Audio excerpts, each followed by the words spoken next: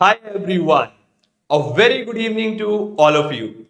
Myself Harneet Singh और आज मैं आप सबको मिलाऊंगा इन डिफरेंस कर्व के भाई के साथ that is iso quant curve. देखो इन डिफरेंस कर्व में होता क्या था कि इन डिफरेंस कर्व में हम देखते थे कि अगर कंज्यूमर दो गुड्स कंज्यूम कर रहा है तो उनके डिफरेंट कॉम्बिनेशंस डिफरेंट क्वांटिटीज कैसे होंगी जो कंज्यूमर की टोटल जो सेटिस्फेक्शन है वो सेम की सेम रहे। राइट, यही करते थे हम इन डिफरेंस कर्व में कि डिफरेंट कॉम्बिनेशन से दो गुड्स के जिस पे कंज्यूमर को मिलती थी सेम लेवल ऑफ सेटिस्फेक्शन। हम करते क्या थे, एक गुड की कंजम्पशन को इंक्रीज करते थे और दूसरे की डिक्रीज करते थे और हर एक कॉम्बिनेशन पे कंज्यूमर को मिलती थी same level of satisfaction. Same level पे आता है उसका भाई that is iso quant curve. अब आइसो क्वांट कर्व जो है हमारा वो है from the producers point of view, from the manufacturers point of view. इसमें क्या है, जो मैन्युफैक्चरर है जो प्रोड्यूसर है वो डिफरेंट फैक्टर्स को इन्वॉल्व करता है प्रोडक्शन में। तो इधर एज्यूम किया गया है कि हमारे दो फैक्टर्स हैं, तो इधर दो फैक्टर्स जो एज्यूम करे गए हैं, एक हमारा कैपिटल, एक हमारा लेबर।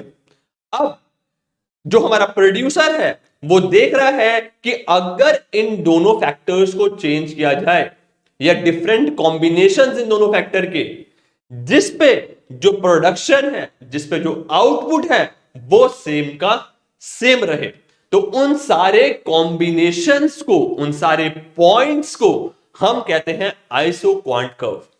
तो हमारा आइसो क्वांट कर्व में जो मेन पॉइंट है वो क्या है, जो हमारा आउटपुट है जो हमारा प्रोडक्शन यूनिट है वो सेम का सेम रहना चाहिए हर एक कॉम्बिनेशन के लिए। किसके कॉम्बिनेशन के लिए, जो हमारे फैक्टर ऑफ प्रोडक्शन है that is labour and capital.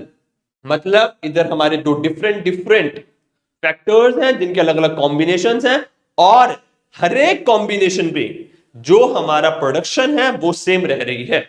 एक बार इसको शेड्यूल से अच्छे से समझते हैं। देखो, अगर हम बात करें कि अगर एक कॉम्बिनेशन बन रहा है कॉम्बिनेशन ए, जिसमें जो मैन्युफैक्चरर है जो प्रोड्यूसर है उसने लेबर इंप्लॉय करी है 1 यूनिट और कैपिटल इंप्लॉय करी है 12 यूनिट, तो जो हमारी टोटल प्रोडक्शन हो रही है जो आउटपुट जनरेट हो रहा है दैट विल बी 50 यूनिट्स। अगर डिफरेंट कॉम्बिनेशंस की बात करें that is combination number B, उसमें क्या अगर लेबर को इंक्रीज कर रहे हैं 1 यूनिट से तो ऑब्वियसली बात है कैपिटल को हमें रिड्यूस करना पड़ेगा, कैपिटल को हमें रिड्यूस करना पड़ेगा। रीजन बीइंग, देखो अगर दो फैक्टर्स ऑफ प्रोडक्शन है, अगर एक इंक्रीज हो रहा है और दूसरे को कांस्टेंट रखेंगे तो उससे होगा क्या, जो हमारी टोटल प्रोडक्शन है वो इंक्रीज कर जाएगी। बट हमारी जो एजम्पशन होती है आइसो क्वांट कर्व में कि जो हमारी टोटल प्रोडक्शन है वो सेम की सेम रहनी चाहिए। That's why if we are increasing one factor of production we have to decrease the other factor of production. ठीक, तो रीजन समझ आ गया कि इसको डिक्रीज करने की जरूरत क्यों पड़ी। राइट, सिमिलरली हमने अदर कॉम्बिनेशंस क्रिएट करे जिससे कि भाई जो एक फैक्टर है वो इंक्रीज हो रहा है तो अदर फैक्टर को हम डिक्रीज कर रहे हैं। डिक्रीज क्यों कर रहे हैं, ताकि जो हमारी आउटपुट है वो कांस्टेंट की कांस्टेंट रहे।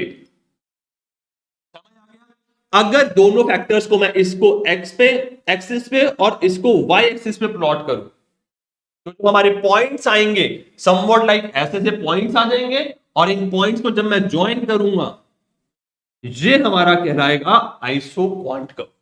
तो आइसो क्वांट कर्व रिप्रेजेंट क्या कर रहा है, ये वो सारे पॉइंट्स हैं जो कि कॉम्बिनेशन है अलग अलग लेबर और कैपिटल के, जिस पे जो टोटल प्रोडक्शन हो रही है वो हो रही है 50 यूनिट्स की। राइट, समझ आ गया। अब आइसो क्वांट कर्व की जो प्रॉपर्टीज देख लेते हैं। पहली चीज तो ये iso quant curve downward sloping क्यों है। अभी मैंने एक्सप्लेन किया कि अगर हमें एक फैक्टर को इंक्रीज करना है तो हमें अदर फैक्टर को डिक्रीज करना होगा, क्योंकि अगर हम एक दूसरे फैक्टर को डिक्रीज नहीं करेंगे तो होगा क्या, जो हमारी टोटल प्रोडक्शन है वो इंक्रीज हो जाएगी। तो टोटल प्रोडक्शन को, टोटल आउटपुट को कांस्टेंट रखने के लिए we have to decrease the other factor. ठीक।